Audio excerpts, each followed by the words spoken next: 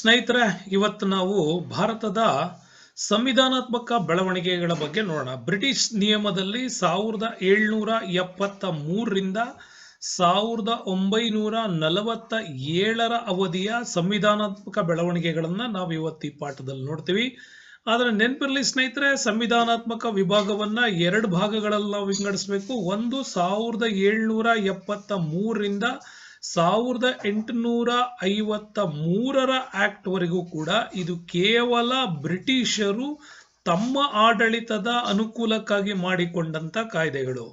ಆದರೆ ಯಾವಾಗ 1858 ಕಾಯ್ದೆ ಬಂತು, ಇದನ್ನ ಭಾರತದ ಮ್ಯಾಗ್ನಾ ಕಾರ್ಟಾ ಅಂತ ಏನ್ ಕರಿತೀವಿ, ಇಲ್ಲಿಂದ ಭಾರತದಲ್ಲಿ ಶುರುವಾಗ್ತಾ ಹೋಯ್ತು.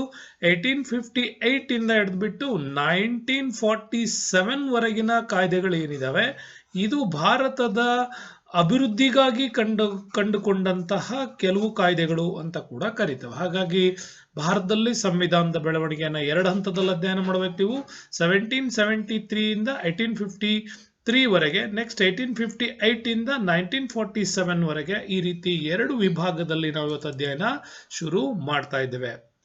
ಅದರಲ್ಲಿ ಮೊದಲಿಗೆ ನಾವು ನೋಡೋಣ 1773 ನಲ್ಲಿ ಆದಂತ ರೆಗ್ಯುಲೇಟಿಂಗ್ ಕಾಯ್ದೆಯ ವಿಚಾರಗಳನ್ನ ನೋಡ್ತಾ ಹೋಗೋಣ. ರೆಗ್ಯುಲೇಟಿಂಗ್ ಕಾಯ್ದೆ ಯಾಕೆ ಬಂತು, ಏನ್ ಬಂತು ಅಂತೇಳಿ ನಾವು ತಿಳ್ಕೊಳ್ಬೇಕು.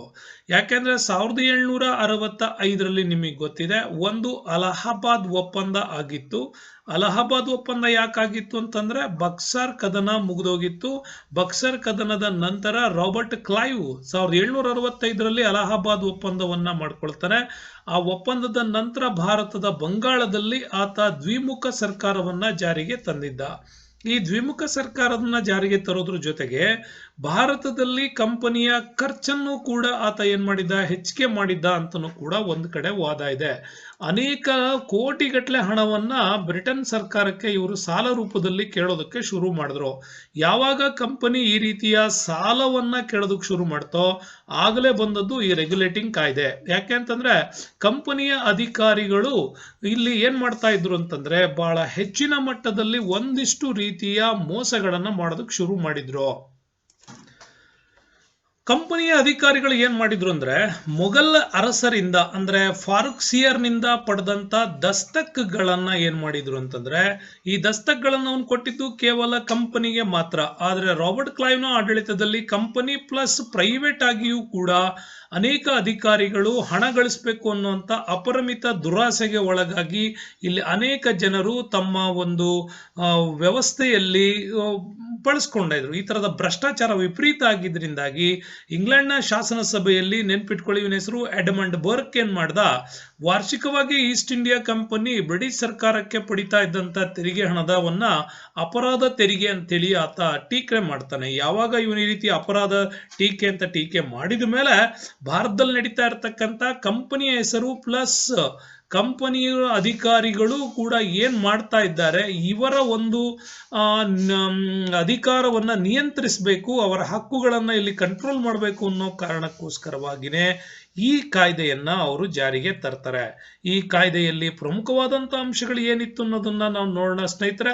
ಈ ಕಾಯ್ದೆಯ ಬಹಳ ಪ್ರಮುಖವಾಗಿರ್ತಕ್ಕಂಥ ಅಂಶ ಅಂದ್ರೆ ನೆನ್ಪಿಟ್ಕೊಳ್ಳಿ, ಭಾರತದಲ್ಲಿ ಆವಾಗ 3 ಪ್ರೆಸಿಡೆನ್ಸಿಗಳಿದ್ವು. ಒಂದು ಈ ಕಡೆ ಬಾಂಬೆ ಪ್ರೆಸಿಡೆನ್ಸಿ ಇತ್ತು, ಈ ಕಡೆ ಮದ್ರಾಸ್ ಪ್ರೆಸಿಡೆನ್ಸಿ ಇತ್ತು, ಈ ಕಡೆ ಬಂಗಾಲ್ ಪ್ರೆಸಿಡೆನ್ಸಿ ಇತ್ತು. ಓಕೆ, ಈ ಕಡೆ ಬೆಂಗಾಲ್, ಈ ಕಡೆ ಬಾಂಬೆ, ಈ ಕಡೆ ಮದ್ರಾಸ್ ಪ್ರೆಸಿಡೆನ್ಸಿ ಇತ್ತು. ಆದ್ರೆ 3 ಪ್ರೆಸಿಡೆನ್ಸಿಗಳಲ್ಲೂ ಕಾನೂನುಗಳು ವೈವಿಧ್ಯಮಯವಾಗಿ ಜಾರಿ ಆಗ್ತಾ ಇತ್ತು. ಆಯಾ ಗವರ್ನರ್ಗಳು ತಮಗೆ ಮನಸ್ಸೋ ಇಚ್ಛೆಯಾಗಿ ಇವರು ವರ್ತನೆಯನ್ನ ಮಾಡ್ತಾ ಇದ್ರು. ಹಾಗಾಗಿ ಬಂಗಾಳ, ಮುಂಬೈ, ಮದ್ರಾಸ್ ಪ್ರೆಸಿಡೆನ್ಸಿಗಳ ಇವುಗಳ ಪ್ರತ್ಯೇಕತೆ ಮತ್ತು ಸ್ವತಂತ್ರವಾಗಿ ಕಾರ್ಯನಿರ್ವಹಿಸ್ತಾ ಇದ್ದಿದ್ರಿಂದಾಗಿ ಇವುಗಳನ್ನ ಒಂದು ಹಂತಕ್ಕೆ ಏನ್ ಮಾಡಿದ್ರು, ಈಗ ಕಂಟ್ರೋಲಿಗೆ ತರಕ್ ಶುರು ಮಾಡಿದ್ರು. ಬಂಗಾಳದ ಪ್ರೆಸಿಡೆನ್ಸಿ ತುಂಬಾ ದೊಡ್ಡದಾಗಿದ್ದರಿಂದಾಗಿ ಇದನ್ನ ನೇತೃತ್ವ ವಹಿಸ್ಕೊಂಡ್ಬಿಟ್ಟು ಇನ್ 2 ಪ್ರೆಸಿಡೆನ್ಸಿಗಳನ್ನ ಇವುಗಳ ಅಧೀನಕ್ಕೆ ತರುವಂತ ಕೆಲಸವನ್ನ ಶುರು ಮಾಡಿದ್ರು. ಹಾಗಾಗಿ ಬಂಗಾಳದಲ್ಲಿ ಯಾರು ಗವರ್ನರ್ ಆಗಿದ್ದಾನೋ ಅವನು ಉಳಿದ 2 ಪ್ರೆಸಿಡೆನ್ಸಿಗಳಿಗೂ ಕೂಡ ಅವನೇ ಗವರ್ನರ್ ಆಗಿ ಕಾರ್ಯವನ್ನ ನಿರ್ವಹಿಸಬೇಕು. ಅಂದ್ರೆ ಇಲ್ಲಿಗೆ ಏನ್ ಮಾಡ್ತಾ ಇದ್ರು ಅಂದ್ರೆ ಒಂದೇ ಕಾಯ್ದೆಯನ್ನ ಮತ್ತು ಒಂದೇ ರೀತಿಯ ಕಾನೂನು ವ್ಯವಸ್ಥೆಗಳನ್ನ 3 ಪ್ರೆಸಿಡೆನ್ಸಿಗಳಲ್ಲೂ ಜಾರಿಗೆ ತರಬೇಕು. ಅಂದ್ರೆ ಎಲ್ಲಾ ಪ್ರೆಸಿಡೆನ್ಸಿಗಳನ್ನ ಒಗ್ಗೂಡಿಸ್ಬಿಟ್ಟು ಭಾರತದ ಒಕ್ಕೂಟವನ್ನ ಇಲ್ಲಿ ರಚನೆ ಮಾಡೋದಕ್ಕೆ ಟ್ರೈ ಮಾಡಿದ್ರು ಅಂತ ಹೇಳ್ಬೋದು. ಹಾಗಾಗಿ ಗವರ್ನರ್ ಜನರಲ್ಗೆ ಬಾಂಬೆ ಮತ್ತು ಮದ್ರಾಸ್ ಪ್ರೆಸಿಡೆನ್ಸಿಗಳಲ್ಲಿ ನಿಯಂತ್ರಣ ಮಾಡ್ತಕ್ಕಂಥ ಮೇಲ್ವಿಚಾರಣೆ ಮಾಡ್ತಕ್ಕಂಥ ಅಧಿಕಾರವನ್ನ ಕೂಡ ಇವರು ಕೊಡ್ತಾ ಬಂದ್ರು. ನೆಕ್ಸ್ಟ್ ಬಂಗಾಳ ಸರ್ಕಾರ ಇಂಗ್ಲೆಂಡ್ನ ನಿರ್ದೇಶಕ ಮಂಡಳಿ ಅಂದ್ರೆ ಕೋರ್ಟ್ ಆಫ್ ಡೈರೆಕ್ಟರ್ಸ್ ನ ಪೂರ್ವ ಅನುಮತಿ ಇಲ್ಲದೆ ಬಾಂಬೆ ಮತ್ತು ಮದ್ರಾಸ್ ಸರ್ಕಾರಗಳು ಯಾರ ಮೇಲೂ ಕೂಡ ಯುದ್ಧವನ್ನ ಘೋಷಿಸುವಂತಿಲ್ಲ ಮತ್ತು ಶಾಂತಿ ಸಂಧಾನವನ್ನ ನಡೆಸುವಂತಿಲ್ಲ ಅನ್ನುವಂಥದ್ದನ್ನು ಕೂಡ ಇವು ಮಾಡ್ಕೊಳ್ತವೆ. ಯಾಕೆ ಇದನ್ನ ಮಾಡಿದ್ರು ಅಂತ ನೀವು ಒಂದ್ಸಾರಿ ನೆನ್ಪು ಮಾಡ್ಕೊಳ್ಳಿ. ಆಂಗ್ಲೋ ಮರಾಠ ಯುದ್ಧ ಇದಕ್ಕೆ ಸಂಬಂಧಪಟ್ಟಂಗೆ ಯಾಕೆ ಈ ಕಾಯ್ದೆ ಬಂತು ಅಂತ ಕೂಡ ನೆನ್ಪಿಟ್ಕೊಳ್ಳಿ. ಯಾಕೆ ಅಂತಂದ್ರೆ 1775 ವೇಳೆಗೆ ಆರಂಭಗೊಂಡಂತ ಒಂದನೇ ಆಂಗ್ಲೋ 1782-83 ಕೂಡ ನಡೆಯುತ್ತೆ. ಓಕೆ, 82-83 ವರೆಗೆ ಈ ಕಾಯ್ದೆ, ಈ ಒಂದು ಯುದ್ಧದಲ್ಲಿ ಏನಾಗಿತ್ತು ಅಂತ ನೀವು ನೆನ್ಪು ಮಾಡ್ಕೊಳ್ಬಹುದು. ಬಾಂಬೆ ಪ್ರೆಸಿಡೆನ್ಸಿಯ ಜೊತೆಗೆ ಮಾಡಿಕೊಂಡ ಒಪ್ಪಂದ ಅದು ವಾರ್ನ್ ಹೇಸ್ಟಿಂಗ್ಸ್ ಇದ್ದಂತ ಕಾಲ. ಅವಾಗ ಬಾಂಬೆ ಪ್ರೆಸಿಡೆನ್ಸಿ ಜೊತೆಗೆ ರಘುನಾಥ್ ರಾವ್ ಒಂದು ಒಪ್ಪಂದವನ್ನ ಮಾಡ್ಕೊಂಡಿದ್ದ. ಆದರೆ ಆನಂತರ ಬಂದಂತಹ ಈ ಒಂದು ಸೂರತ್ ಒಪ್ಪಂದ 1775 ನೆಕ್ಸ್ಟ್ 1776 ಈ ಕಾಯ್ದೆ ಏನಿದೆ, ಈ 76 ಏನಾಗಿತ್ತು, ನಾನಾ ಫಡ್ನವೀಸ್ ಏನ್ ಮಾಡಿದ್ದ ಅಂದ್ರೆ ಬಂಗಾಳದ ಪ್ರೆಸಿಡೆನ್ಸಿ ಜೊತೆ ಒಪ್ಪಂದ ಮಾಡ್ಕೊಳ್ತಾನೆ. ಇವರಿಬ್ಬರ ನಡುವಿನ ಜಗಳದಿಂದಾಗಿ ಇಂಗ್ಲೆಂಡ್ಗೂ ಕೂಡ ಇದು ಅರಿವಾಯ್ತು. ಮೂರು ಪ್ರಾಂತ್ಯಗಳಲ್ಲೂ ಈ ರೀತಿ ಒಪ್ಪಂದಗಳು ಕಾನೂನುಗಳು ನಮ್ಮ ಹೆಸರಿನಲ್ಲೇ ನಡೆದ್ರೆ ಸರಿಯಾಗಲ್ಲ ಅನ್ನೋ ಕಾರಣಕ್ಕೋಸ್ಕರವಾಗಿನೇ ಇಲ್ಲಿ ಇಂಗ್ಲೆಂಡ್ನ ನಿರ್ದೇಶಕ ಮಂಡಳಿ ಕೂಡ ಒಂದು ಕೆಲಸ ತಂತೋ. ಇನ್ನು ಯಾವುದೇ ಬಾಂಬೆ ಅಥವಾ ಮದ್ರಾಸ್ ಸರ್ಕಾರಗಳು ಯಾರ ಮೇಲೂ ಕೂಡ ಯುದ್ಧವನ್ನ ಘೋಷಿಸೋದಾಗ್ಲಿ ಶಾಂತ ಒಪ್ಪಂದವನ್ನ ಮಾಡ್ಕೊಳ್ಳೋದಾಗ್ಲಿ ಇಲ್ಲ, ಅದಕ್ಕೆ ಪೂರ್ವ ಅನುಮತಿಯನ್ನ ಪಡಿಬೇಕು ಅನ್ನುವಂಥ ವಿಚಾರವನ್ನ ಹೇಳ್ತೋ. ಅದಾದ್ಮೇಲೆ ನೆನ್ಪಿಟ್ಕೊಳ್ಳಿ ಸ್ನೇಹಿತರೆ, 1773 ಕಾಯ್ದೆ ಮೊಟ್ಟ ಮೊದಲ ಬಾರಿಗೆ ಕೋಲ್ಕತ್ತಾದಲ್ಲಿ ಸುಪ್ರೀಂ ಕೋರ್ಟ್ ಅನ್ನ ಜಾರಿಗೆ ತರ್ತಾರೆ. ಎಲಿಜಾ ಇಂಪೆ ಅವರು ಏನ್ ನೆನ್ಪಿಟ್ಕೊಳ್ಳಿ, ಎಲಿಜಾ ಇಂಪೆ ಅವರು ಇದರ ಮೊದಲ ಜಡ್ಜ್ ಆಗಿ ಕಾರ್ಯವನ್ನ ನಿರ್ವಹಿಸ್ತಾರೆ. ಆದ್ರೆ ಈ ಜಡ್ಜ್ಮೆಂಟಲ್ ಕೂಡ ತುಂಬಾನೇ ವಿಶೇಷವಾಗಿದೆ. ನೆನ್ಪಿಟ್ಕೊಳ್ಳಿ, ಈ ಸುಪ್ರೀಂ ಕೋರ್ಟ್ ನಲ್ಲಿ ಒಬ್ರು ನ್ಯಾಯಾಧೀಶರು, ಮುಖ್ಯ ನ್ಯಾಯಾಧೀಶರು ಪ್ಲಸ್ 3 ಅಡಿಷನಲ್ ನ್ಯಾಯಾಧೀಶರುಗಳು ಕೂಡ ಇರ್ತಾ ಇದ್ರು. ಒಟ್ಟು 4 ಜನರ ಒಂದು ನ್ಯಾಯಾಧೀಶರನ್ನ ಇಲ್ಲಿ ನೇಮಕ ಮಾಡಲಾಗ್ತಾ ಇತ್ತು. ಅದರ ರೆಗ್ಯುಲೇಟಿಂಗ್ ಕಾಯ್ದೆ ತನ್ನ ಹೆಸರೇ ಸೂಚಿಸುವಂತೆ ಇದು ರೆಗ್ಯುಲೇಟ್ ಮಾಡ್ತಕ್ಕಂಥ, ಅಂದ್ರೆ ನಿಯಂತ್ರಣ ಮಾಡುವಂತಹ ವ್ಯವಸ್ಥೆಗೆ ಇದು ಕೈ ಹಾಕ್ತು ಅಂತ ಹೇಳ್ಬೋದು. ಅದಾದ್ಮೇಲೆ ನೆಕ್ಸ್ಟ್ 1773 ಆದ್ಮೇಲೆ 1784 10 ವರ್ಷಕ್ಕೆ ಇನ್ನೊಂದು ಕಾಯ್ದೆ ಜಾರಿಗೆ ಬಂತು. ಈ ಕಾಯ್ದೆ ಏನ್ ಮಾಡ್ತು, ಒಂದನೇ ರೆಗ್ಯುಲೇಟಿಂಗ್ ಆಕ್ಟ್ ಅಲ್ಲಿ ಇದ್ದಂತಹ ಕೆಲವು ರೀತಿಯ ದೋಷಗಳನ್ನ ಪರಿಹರಿಸುವ ಕಾರ್ಯವನ್ನ ಇದು ಮಾಡಿತ್ತು. ಇದು ಕಂಟ್ರೋಲ್ ಮಾಡೋದಕ್ಕೆ ಟ್ರೈ ಮಾಡ್ತು. ಒಂದಿಷ್ಟು ರೀತಿಯಲ್ಲೂ ಕೂಡ ಬದಲಾವಣೆ ಮಾಡುವ ಉದ್ದೇಶವನ್ನ ಕೂಡ ಇದು ಹೊಂದಿತ್ತು. ಇಂಗ್ಲೆಂಡ್ ಸರ್ಕಾರ ಈ ಕಾಯ್ದೆಯಲ್ಲಿ ಹೊಸ ನಿಬಂಧನೆಗಳನ್ನು ಹೇರೋದ್ರ ಮುಖಾಂತರ ಭಾರತದಲ್ಲಿ ಕಂಪನಿ ಸರ್ಕಾರವನ್ನ ನಿಯಂತ್ರಣಕ್ಕೆ ಒಳಪಡಿಸಬೇಕು ಅನ್ನೋದು ಅವರಿಗೆ ಶುರುವಾಯಿತು. ಯಾವಾಗ ಇದನ್ನ ನಿಯಂತ್ರಣಕ್ಕೆ ಒಳಪಡಿಸಬೇಕು ಅಂತ ಶುರುವಾಯಿತು, ಕೇವಲ ಗವರ್ನರ್ ಜನರಲ್ ಅಷ್ಟೇ ನಿಯಂತ್ರಣ ಮಾಡಿದ್ರೆ ಆಗೋದಿಲ್ಲ, ಅಲ್ಲಿನ ಕಂಪನಿಯನ್ನು ಕೂಡ ನಿಯಂತ್ರಣ ಮಾಡಬೇಕು ಅಂತಾನೆ ಅಲ್ಲಿ ಬೋರ್ಡ್ ಆಫ್ ಕಂಟ್ರೋಲ್ ಅನ್ನ ಜಾರಿಗೆ ತಂತು. ನೆನ್ಪಿಟ್ಕೊಳ್ಳಿ, ಬೋರ್ಡ್ ಆಫ್ ಕಂಟ್ರೋಲ್ ಜಾರಿಗೆ ಬಂದಿದ್ದು 1784 ಪಿಟ್ಸ್ ಇಂಡಿಯಾ ಕಾಯ್ದೆಯಿಂದ. ಯಾವಾಗ ಈ ಪಿಟ್ಸ್ ಇಂಡಿಯಾ ಕಾಯ್ದೆಯಲ್ಲಿ 6 ಜನರು ಕಮಿಷನರ್ಗಳನ್ನು ಒಳಗೊಂಡಂತ ಒಂದು ನಿಯಂತ್ರಣ ಮಂಡಳಿಯನ್ನ ಜಾರಿಗೆ ತರ್ತಾರೋ, ಇಲ್ಲಿ ಪ್ರಮುಖವಾಗಿ ಗಮನಿಸಬೇಕು ಅಂದ್ರೆ ನಿರ್ದೇಶನ ಮಾಡ್ತಕ್ಕಂಥ ಕೋರ್ಟ್ ಆಫ್ ಡೈರೆಕ್ಟರ್ಸ್ ಗಳ ಜಾಗದಲ್ಲಿ ನಿಯಂತ್ರಣ ಮಂಡಳಿಯನ್ನ ಇಲ್ಲಿ ಜಾರಿಗೆ ತರ್ತಾರೆ. ಯಾಕೆಂದ್ರೆ ಈ ಹಿಂದೆ 1773 ಕಾಯ್ದೆಯ ರೆಗ್ಯುಲೇಟಿಂಗ್ ಅಲ್ಲಿ ಕೋರ್ಟ್ ಆಫ್ ಡೈರೆಕ್ಟರ್ಸ್ ಅನ್ನ ಜಾರಿಗೆ ತಂದಿದ್ರು. ಈಗ ಇವರನ್ನ ತೆಗೆದುಬಿಟ್ಟು ಬೋರ್ಡ್ ಆಫ್ ಕಂಟ್ರೋಲ್ ಅನ್ನ ಈಗ ಜಾರಿಗೆ ತರೋದಕ್ಕೆ ಶುರು ಮಾಡಿದ್ರು. ಈ ಮಂಡಳಿ ನಾಗರಿಕ, ಮಿಲಿಟರಿ, ಕಂದಾಯದ ವಿಷಯಗಳಲ್ಲಿ ನಿರ್ದೇಶಿಸುವ, ನಿಯಂತ್ರಿಸುವ, ಮೇಲ್ವಿಚಾರಣೆ ನಡೆಸುವ ಅಧಿಕಾರವನ್ನ ಕೂಡ ಪಡಿತು. ನೆನ್ಪಿಟ್ಕೊಳ್ಳಿ, ಬೋರ್ಡ್ ಆಫ್ ಕಂಟ್ರೋಲ್ ಏನಿದೆ ಈ ಇಷ್ಟು ವಿಷಯಗಳಲ್ಲೂ ಕೂಡ ತನ್ನದೇ ಆಗಿರ್ತಕ್ಕಂಥ ಸಾಮರ್ಥ್ಯವನ್ನ ತಂತು. ಇಂಗ್ಲೆಂಡ್ನ ನಿರ್ದೇಶಕ ಮಂಡಳಿ ಏನಿದೆ ಕೋರ್ಟ್ ಆಫ್ ಡೈರೆಕ್ಟರ್ಸ್, ಇದು ನಿಯಂತ್ರಣ ಮಂಡಳಿಗೆ ಸಂಬಂಧಪಟ್ಟಂತಹ ಕಾಯ್ದೆಗಳನ್ನು ಕೂಡ ಎರಡೂ ಕೂಡ ಜಾರಿಯಲ್ಲಿರುವಂತೆ ಇಲ್ಲಿ ವ್ಯವಸ್ಥಿತವಾಗಿ ನೋಡ್ಕೊಳ್ತು. ಆದ್ರೆ ಭಾರತದಲ್ಲಿದ್ದಂತಹ ನಿರ್ದೇಶಕರ ಮಂಡಳಿಯನ್ನ ಇದು ಕ್ಯಾನ್ಸಲೇಷನ್ಸ್ ಮಾಡ್ತಾ ಹೋಯ್ತು.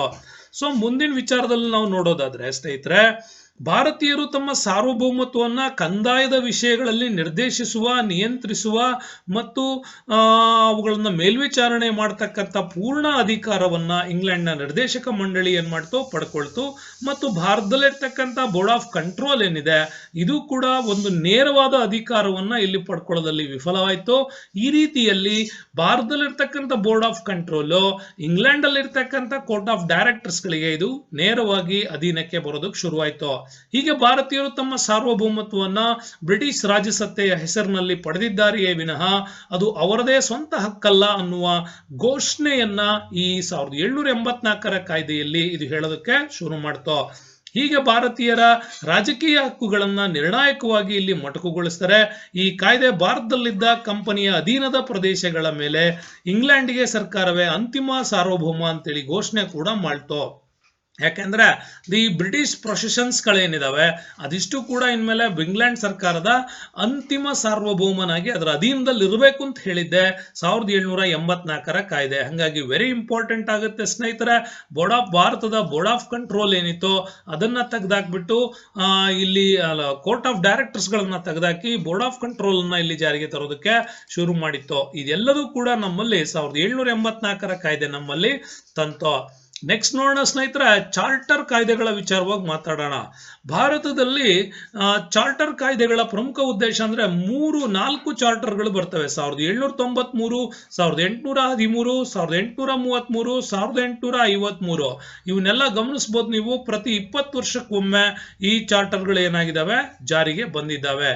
ಹಾಗಾಗಿ 20 ಇಯರ್ಸ್ 20 ವರ್ಷಕ್ಕೊಮ್ಮೆ ಕಂಪನಿಗೆ ತನ್ನ ಪರವಾನಗಿಯನ್ನ ನವೀಕರಣ ಮಾಡೋ ಸಂದರ್ಭದಲ್ಲಿ ಇಂಗ್ಲೆಂಡ್ ಸರ್ಕಾರ ತೆಗೆದುಕೊಳ್ಳುವಂತಹ ಎಲ್ಲಾ ಹೊಸ ನೀತಿಗಳನ್ನ ಈ ಒಂದು ಚಾರ್ಟರ್ ಆಕ್ಟ್ ಗಳಲ್ಲಿ ಆಡ್ ಮಾಡ್ತಾ ಹೋಗ್ತಾರೆ. ಈ 4 ಕಾಯ್ದೆಗಳನ್ನ ನಾವು ನೋಡೋದಾದ್ರೆ ವೆರಿ ಇಂಪಾರ್ಟೆನ್ಸ್ ಬಂದದ್ದು 1813 ಮತ್ತೆ 33 ಕಾಯ್ದೆಗೆ ಮಾತ್ರ.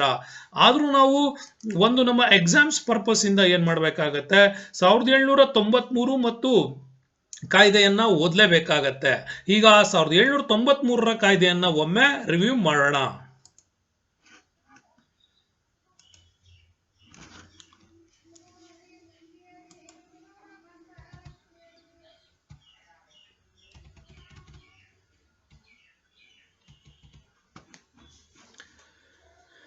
ಇನ್ನು ಸ್ನೇಹಿತರೆ ಚಾರ್ಟರ್ ಕಾಯ್ದೆಗಳನ್ನ ನೋಡೋಣ. ಈಗ ಚಾರ್ಟರ್ ಕಾಯ್ದೆಯಲ್ಲಿ ವೆರಿ ಇಂಪಾರ್ಟೆಂಟ್ ವಿಚಾರ ಏನು ಗೊತ್ತಾ, 1793 ಕಾಯ್ದೆಯಲ್ಲಿ ಕೊಟ್ಟಿರ್ತಕ್ಕಂಥ ಬಹಳಷ್ಟು ಸೌಲಭ್ಯಗಳನ್ನ ಈಗ ಈ 1813 ಚಾರ್ಟರ್ ಕಾಯ್ದೆಯಲ್ಲಿ ಇನ್ನೂ ಸ್ವಲ್ಪ ವಿಸ್ತರಣೆ ಮಾಡೋದಕ್ಕೆ ಶುರು ಮಾಡಿದ್ರು. ಸೊ ಇದರಲ್ಲಿ ಏನಾಯ್ತು, ಇದು ಈಸ್ಟ್ ಇಂಡಿಯಾ ಕಂಪನಿಗೆ ತನ್ನ ಮುಂದಿನ 20 ವರ್ಷಗಳು ಭಾರತದಲ್ಲಿರ್ತಕ್ಕಂಥ ಅಧಿಕಾರವನ್ನ ಇದು ಏನ್ ಮಾಡ್ತು ಕೊಡೋದಕ್ಕೆ ಶುರು ಮಾಡ್ತು. ಬಟ್ ಈ ಕಾಯ್ದೆ ಪೂರ್ವದಲ್ಲಿ ಭಾರತದಲ್ಲಿ ವ್ಯಾಪಾರ ಮಾಡ್ತಕ್ಕಂಥ ಅಧಿಕಾರವನ್ನ ಕಂಪನಿಗೆ ಮಾತ್ರ ಅಷ್ಟೇ ಅಲ್ಲ, ಕಂಪನಿಯ ಅಧಿಕಾರಿಗಳಿಗೂ ಕೂಡ ಮತ್ತು ಇಲ್ಲಿ ಹಣ ಹೂಡುವಂತಹ ದೊಡ್ಡ ಪ್ರಮಾಣದ ಒಂದು ಬಿಸ್ನೆಸ್ ಮೆನ್ಗಳಿಗೂ ಕೂಡ ಅವಕಾಶವನ್ನ ಕೊಡೋದಕ್ಕೆ ಶುರು ಮಾಡ್ತು. ಮತ್ತು ಇಲ್ಲಿರ್ತಕ್ಕಂತಹ ಟ್ರೇಡ್ ಕಾಂಟ್ರಾಕ್ಟ್ ಗಳಲ್ಲಿ ಬದಲಾವಣೆಗಳನ್ನ ತಂತು, ಹೊಸದಾಗಿರ್ತಕ್ಕಂಥ ವಿಚಾರಗಳನ್ನು ಜಾರಿಗೆ ತರೋದಕ್ಕೆ ಶುರು ಮಾಡ್ತು. ಹಾಗಾಗಿ ಇದನ್ನ ನಮ್ಮಲ್ಲಿ ಹೇಳ್ತಾರೆ ಮುಕ್ತ ವ್ಯಾಪಾರದ ಹೊಸ ಶಕೆ ಆರಂಭವಾಗಿದ್ದು 1813 ಚಾರ್ಟರ್ ಇಂದಾನೆ ಅಂತಾನೆ ಕೂಡ ಹೇಳ್ತಾರೆ. ನ್ಯೂ ಟ್ರೇಡ್ ಕನೆಕ್ಷನ್ಸ್ ಗಳೆಲ್ಲ ಶುರುವಾಯ್ತು ಮತ್ತು ಫ್ರೀ ಟ್ರೇಡ್ ಗಳನ್ನ ಅವಕಾಶ ಕೊಟ್ಟಿದ್ದು ಇಲ್ಲೇನೆ. ನೆಕ್ಸ್ಟ್ ಏನ್ ಮಾಡ್ತು ಗೊತ್ತಾ, ಕಂಪನಿ ತನ್ನ ಅನುಮತಿ ಮತ್ತು ಪರವಾನಿಗೆ ಹೊಸ ಕಾಲ ಕೂಡ ಪ್ರಾರಂಭವಾಗ್ತಾ ಬಂತು. ಇನ್ನು ಮುಂದೆ ಗವರ್ನರ್ ಜನರಲ್ ಮತ್ತು ಸೇನೆಯ ಮುಖ್ಯಸ್ಥರನ್ನ ನಿರ್ದೇಶಕ ಮಂಡಳಿಯು ನೇಮಿಸುವ ಅಧಿಕಾರವನ್ನು ಹೊಂದಿತ್ತು. ಸೊ ಇಲ್ಲಿಯವರೆಗೆ ನೇರವಾಗಿ ಕಂಪನಿಯಿಂದ ಅಧಿಕಾರಗಳನ್ನ ಪಡ್ಕೊಳ್ತಿದ್ದಂತ ಗವರ್ನರ್ ಜನರಲ್ಗೆ ಈಗ ಅದನ್ನ ಕಂಟ್ರೋಲ್ ಮಾಡಕ್ ಶುರು ಮಾಡಿದ್ರು. ಕಮಾಂಡರ್ ಇನ್ ಚೀಫ್ ಇರ್ಬೋದು, ಸೇನೆಯ ಮುಖ್ಯಸ್ಥರು ಯಾರಾಗಬೇಕು ಮತ್ತು ಈ ದೇಶದ ಗವರ್ನರ್ ಜನರಲ್ ಯಾರಾಗಬೇಕು ಅನ್ನೋದನ್ನ ಇಲ್ಲಿ ಬೋರ್ಡ್ ಆಫ್ ಕಂಟ್ರೋಲ್ ಏನಿದ್ರು, ನಿಯಂತ್ರಣ ಮಂಡಳಿ ಮತ್ತು ಡೈರೆಕ್ಟರ್ಸ್ ಗಳು ಏನಿದ್ರು ಅವರು ಇಂಗ್ಲೆಂಡ್ ಅಲ್ಲಿ ಆ ಮಂಡಳಿಗೆ ಇಲ್ಲಿ ನೇಮಿಸುವ ಅಧಿಕಾರವನ್ನ ಕೊಡೋದಕ್ಕೆ ಶುರು ಮಾಡಿದ್ರು. ಆದ್ರೆ ವೆರಿ ಇಂಪಾರ್ಟೆಂಟ್ ಟಾಪಿಕ್ಸ್ ಏನ್ ಗೊತ್ತಾ, 1813 ಕಾಯ್ದೆಯಲ್ಲಿ ಭಾರತಕ್ಕೆ ಇನ್ನು ಮೇಲೆ ಏನ್ ಮಾಡಬಹುದು, ಕ್ರೈಸ್ತ ಮಿಷನರಿಗಳಿಗೆ ಅವಕಾಶವನ್ನ ಕೊಡೋದಕ್ಕೆ ಶುರು ಮಾಡಿದ್ರು. ಭಾರತದಲ್ಲಿ ಕ್ರೈಸ್ತ ಧರ್ಮದ ಪ್ರಚಾರಕ್ಕೆ ಅಂದ್ರೆ ಪ್ರಚಾರದ ಉದ್ದೇಶ ಹೇಗಿರ್ಬೇಕು ಅಂತಂದ್ರೆ ನೇರವಾಗಿ ಭಾರತೀಯ ಹಿಂದುತ್ವದ ಮೇಲೆ ಪ್ರಭಾವ ಬೀರಬಾರ್ದು, ಅಲ್ಲಿರ್ತಕ್ಕಂಥ ನೈತಿಕ ಆಚರಣೆಗಳ ಮುಖಾಂತರ ಧಾರ್ಮಿಕ ಬದುಕನ್ನ ಬದಲಾಯಿಸುವಂತಹ ಮತ್ತು ಎತ್ತರವನ್ನ ಹೆಚ್ಚಿಸುವಂತಹ ವ್ಯವಸ್ಥೆಗಳು ಮಾಡಬೇಕು ಅಂತೇಳಿ. ಹಾಗಾಗಿ ಈಗ ಬಂದಂತಹ ಬ್ರಿಟಿಷ್ ಮಿಷನರಿ ಸಂಸ್ಥೆಗಳು ಭಾರತದಲ್ಲಿ ಶಿಕ್ಷಣದ ಮುಖಾಂತರ, ಆರೋಗ್ಯದ ಸೇವೆಗಳ ಮುಖಾಂತರ ಮತ್ತು ಧಾರ್ಮಿಕ ವಿಚಾರಗಳ ಮುಖಾಂತರ ಕ್ರೈಸ್ತ ಧರ್ಮವನ್ನ ಇಲ್ಲಿ ಹೆಚ್ಚೆಚ್ಚು ಮಾಡೋದಕ್ಕೆ ಶುರು ಮಾಡಿದ್ರು. ಹೀಗೆ ಕ್ರೈಸ್ತ ಧರ್ಮದ ಪ್ರಚಾರ, ಇಂಗ್ಲಿಷ್ ವಿದ್ಯಾಭ್ಯಾಸದ ವಿಸ್ತರಣೆಯೂ ಕೂಡ ಹೆಚ್ಚಾಯ್ತು ಅಂತ ಕೂಡ ನಾವು ಇದನ್ನ ಹೇಳ್ಬೋದು. 1813 ಇನ್ನು ವೆರಿ ಇಂಪಾರ್ಟೆಂಟ್ ಅಂತಂದ್ರೆ ಭಾರತೀಯ ಶಿಕ್ಷಣಕ್ಕೆ ಇಲ್ಲಿ ಏನ್ ಮಾಡಿದ್ರು, 1 ಲಕ್ಷ ರೂಪಾಯಿಗಳನ್ನ ಇನ್ವೆಸ್ಟ್ ಮಾಡ್ತೀವಿ ಅಂತ ಹೇಳೋದಕ್ಕೆ ಶುರು ಮಾಡಿದ್ರು. ಭಾರತದಲ್ಲಿ ಶಿಕ್ಷಣ ವ್ಯವಸ್ಥೆಗಳನ್ನು ಅಭಿವೃದ್ಧಿ ಪಡಿಸಬೇಕು ಅಂತಂದ್ರೆ ಬ್ರಿಟಿಷ್ ಖಜಾನೆ ಅಂದ್ರೆ ಈಸ್ಟ್ ಇಂಡಿಯಾ ಖಜಾನೆಯಿಂದ 1 ಲಕ್ಷ ರೂಪಾಯಿಗಳನ್ನ ಕೊಡ್ತೀವಿ ಅಂದ್ರು.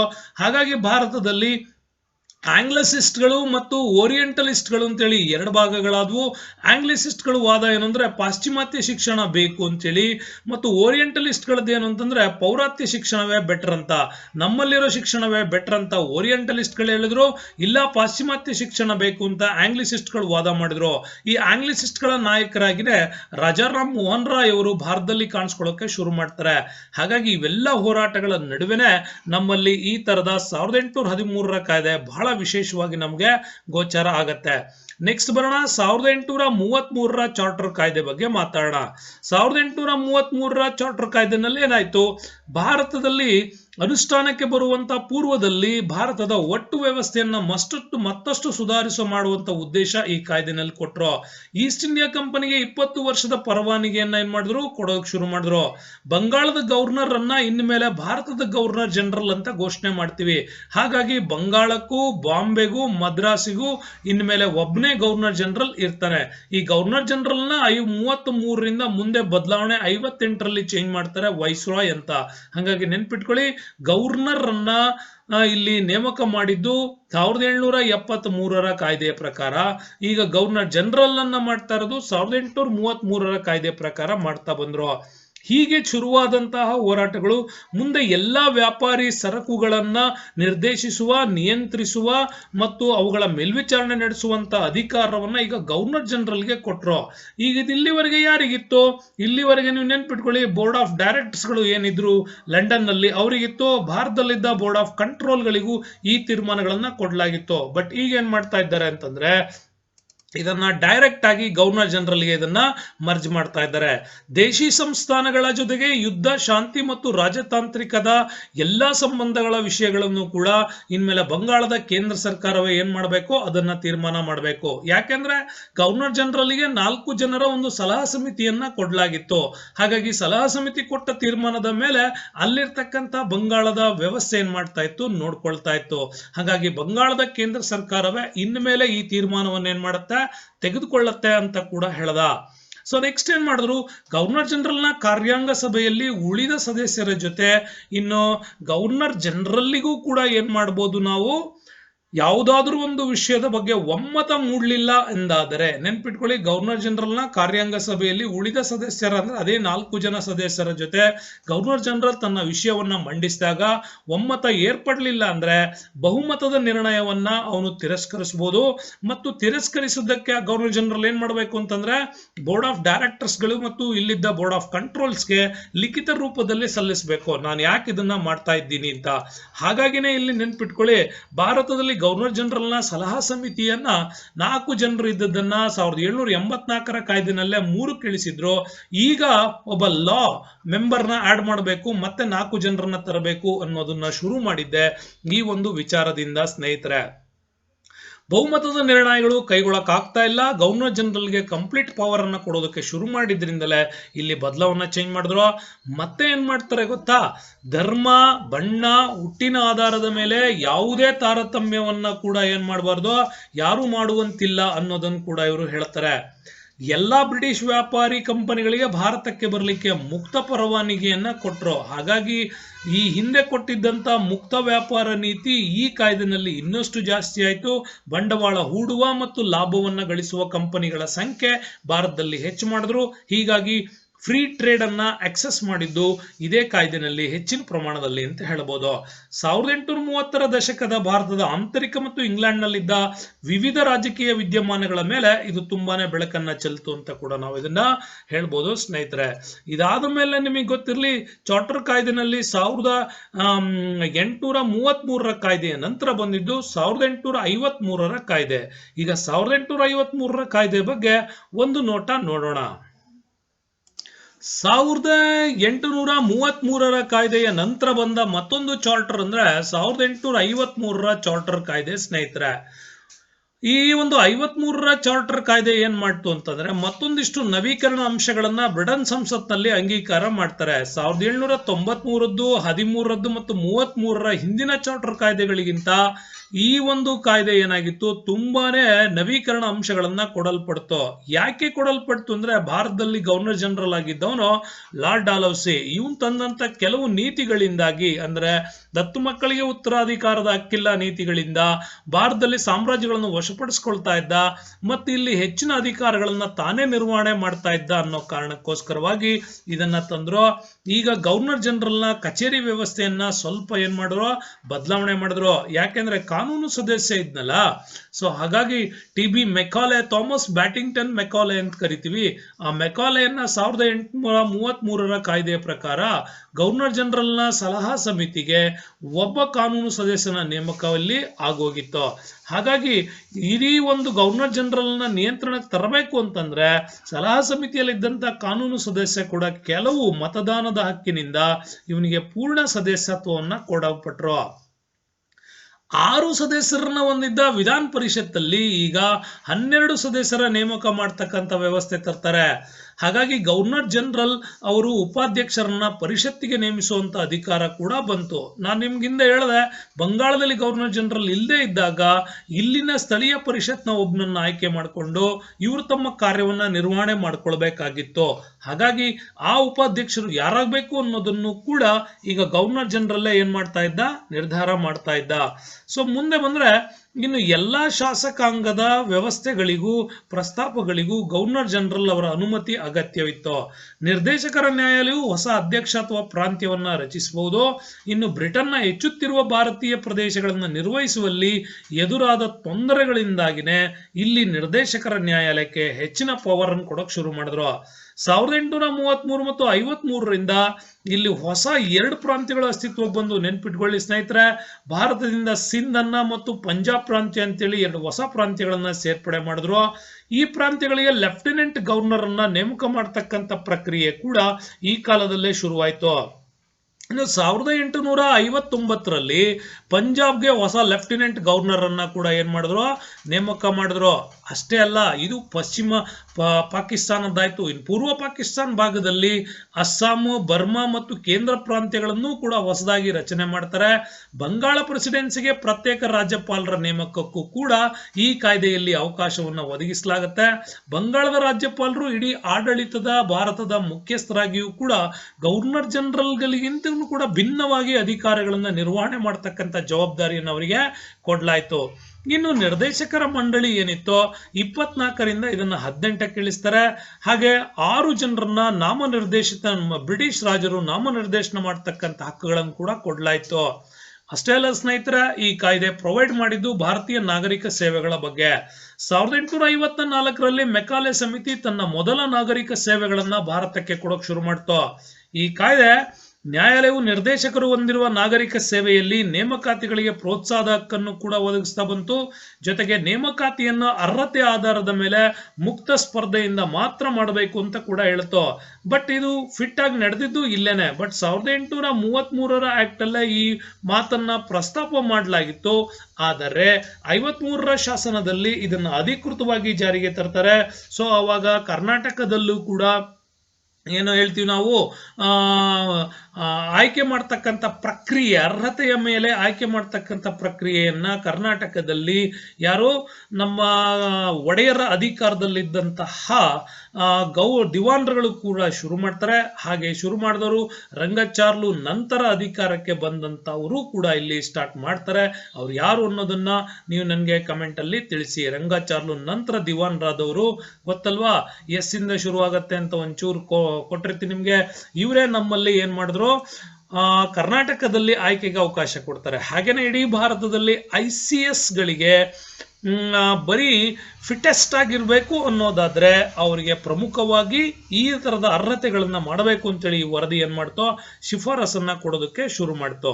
ಆದ್ರೂ 1853ರ ಶಾಸನದ ಹಲವಾರು ವೈಶಿಷ್ಟ್ಯಗಳು ಏನಪ್ಪಾ ಅಂತಂದ್ರೆ, ಇದು ಗವರ್ನರ್ ಜನರಲ್ ನ ಕೌನ್ಸಿಲ್ಗೆ ಶಾಸಕಾಂಗ ಮತ್ತು ಕಾರ್ಯಕಾರಿ ಕಾರ್ಯಗಳನ್ನ ಬೇರ್ಪಡೆ ಮಾಡ್ತು. ಇದ್ಯಾವುದು ಎಕ್ಸಿಕ್ಯೂಟಿವ್ ಯಾವುದು ಮತ್ತು ಲೆಜಿಸ್ಲೇಟಿವ್ ಅನ್ನ ಇಲ್ಲಿ ಚೇಂಜ್ ಮಾಡ್ತಾ ಹೋದ್ರು. ಈ ಕಾಯ್ದೆ ಆಧುನಿಕ ಸಂಸದೀಯ ಸರ್ಕಾರದ ಅಡಿಪಾಯ ಅಂತ ಕೂಡ ನಾವು ಇದನ್ನ 53ರ ಚಾರ್ಟ್ ಅನ್ನ ಗಣನೆಗೆ ತೆಗೆದುಕೊಳ್ಬೇಕು. ಈ ಹಿಂದಿನ ಚಾರ್ಟರ್ ಕಾಯ್ದೆಗಳಿಗಿಂತ ಇದು ಭಿನ್ನವಾಗಿ ಕಂಪನಿ ತನ್ನ ನಿಯಮವನ್ನ ಅನಿರ್ದಿಷ್ಟ ಅವಧಿಯಲ್ಲಿ ವಿಸ್ತಾರ ಮಾಡ್ತು. ಇನ್ನು ಯಾವುದೇ ಸಮಯದಲ್ಲೇ ಬ್ರಿಟಿಷ್ ಸರ್ಕಾರ ಇದನ್ನ ಸ್ವಾಧೀನಪಡಿಸಿಕೊಳ್ಳಬಹುದು ಅನ್ನುವಂಥದ್ದನ್ನು ಕೂಡ ಇಲ್ಲಿ ಉಲ್ಲೇಖ ಮಾಡಿದ್ರಿಂದ ಮುಂದೆ 1857ರ ಕ್ರಾಂತಿಯ ನಂತರ ಭಾರತದಲ್ಲಿ ಬ್ರಿಟನ್ ಈ ನಿಯಮವನ್ನ ಕಟ್ಟುನಿಟ್ಟಾಗಿ ಜಾರಿಗೆ ತಂತು. ಹಂಗಾಗಿ ಇದನ್ನ ಬಹಳ ಹೆಚ್ಚು ಕಡಿಮೆ ಇದನ್ನ ಅಡಿಪಾಯ ಅಂತಾನೆ ನಮ್ಮಲ್ಲಿ ಕರೆಯಲ್ಪಡ್ತವೆ. ಈ ಕಾಯ್ದೆ ಕಂಪನಿಯ ಪ್ರಭಾವವನ್ನ ಮತ್ತಷ್ಟು ಕಡಿಮೆ ಮಾಡ್ತಾ ಬಂತು. ನಿರ್ದೇಶಕರ ಮಂಡಳಿ ಈಗ 6 ಸದಸ್ಯರನ್ನ ಹೊಂದಿತ್ತು. ಇವರು ಇಂಗ್ಲೆಂಡ್ ರಾಜನಿಂದ ನಾಮನಿರ್ದೇಶನಗೊಂಡಿರ್ತಾರೆ ಅನ್ನೋದನ್ನು ಕೂಡ ಹೇಳ್ತೋ. ಎಲ್ಲಾ ಭಾರತದ ನಾಗರಿಕ ಸೇವೆಗಳಿಗೆ ಜನ್ಮ ನೀಡೋದ್ರ ಜೊತೆಗೆ ಎಲ್ಲ ಭಾರತೀಯರಿಗೂ ಸೇರಿದಂತೆ ಎಲ್ಲರಿಗೂ ಮುಕ್ತವಾದ ಅವಕಾಶಗಳನ್ನ ಕೊಡೋದಕ್ಕೆ ಇದು ಶುರು ಮಾಡ್ತೋ. ಕಾರಣ ಅಂತಂದ್ರೆ ಭಾರತದಲ್ಲಿ ಮಂದಗಾಮಿಗಳು ತಮ್ಮ ಡಿಮ್ಯಾಂಡ್ ಅನ್ನ ಇಲ್ಲಿ ಇಡ್ತಾ ಬಂದಿದ್ರು. ಹಾಗಾಗಿ ಈ ಡಿಮ್ಯಾಂಡ್ ಗಳನ್ನ ಒಪ್ಪಿಸುವ ತಂತ್ರ ಇಲ್ಲಿ ಆಗಿತ್ತು. ಮುಕ್ತ ಮತ್ತು ನ್ಯಾಯಯುತ ಸ್ಪರ್ಧೆಯನ್ನ ಒದಗಿಸಬೇಕು ಅಂತ ಹೇಳಿದ್ರು. ಆದ್ರೆ ಇದು ಆಗಿರ್ಲಿಲ್ಲ. ಮೊದಲು ಇಂಗ್ಲೆಂಡ್ ಅಲ್ಲಿ ಪರೀಕ್ಷೆಗಳಾಗ್ತಾ ಇತ್ತು, ಆಮೇಲೆ ಭಾರತದಲ್ಲಿ ಇದು ನಡೆಸ್ತಾ ಇದ್ರು. ಉನ್ನತ ಹುದ್ದೆಗಳೆಲ್ಲ ಹೆಚ್ಚು ಕಡಿಮೆ ಬ್ರಿಟಿಷರಿಗೆ ಸಿಗ್ತಾ ಇತ್ತು. ಇನ್ನು ಭಾರತದಲ್ಲಿ 1861ರ ಕೌನ್ಸಿಲ್ ಆಕ್ಟ್ ವೆರಿ ಇಂಪಾರ್ಟೆಂಟ್ ಆದಂತ ಆಕ್ಟ್ ಇದು ಸ್ನೇಹಿತರೆ, ಮರೆಯಂಗಿಲ್ಲ ಇದನ್ನ. ಯಾಕೆ ಅಂತಂದ್ರೆ ಗವರ್ನರ್ ಜನರಲ್ ನ ಪರಿಷತ್ನ ಕಾರ್ಯಕಾರಿ ಕಾರ್ಯಗಳಿಗೆ 5ನೇ ಸದಸ್ಯನನ್ನ ಈಗ ಸೇರ್ಪಡೆ ಮಾಡ್ತಾ ಇದ್ದಾರೆ.